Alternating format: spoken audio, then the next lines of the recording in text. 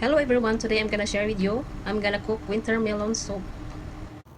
Ito yung mga ingredients: lotus seeds, royal garden seeds, and dried tangerine peel and barley. Itong mga ingredients, ibabad ito ng mga about 30 minutes sa tubig para lalambot. Haluan ito ng pork bones. Ito yung winter melon.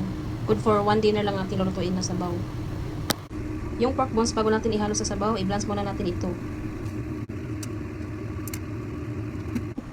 After 30 minutes sa pagbabad sa lotus seeds, lumambot na siya, tanggalin natin yung nasa loob ng lotus seeds. May laman kasi yan sa loob, tanggalin natin gamit ang toothpick.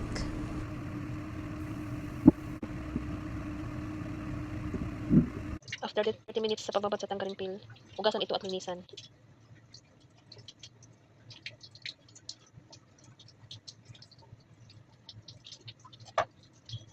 Nagpakulo na po ng tubig, ilagay yung mga ingredients, except yung winter melon. Yung winter melon, mamaya na yun, mga 30 minutes before maluto. Totally cook yung sabaw para hindi ma-overcook.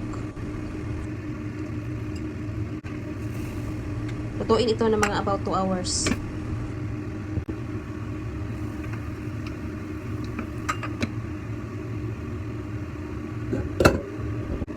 After 1 hour and 30 minutes, ilagay na yung winter melon.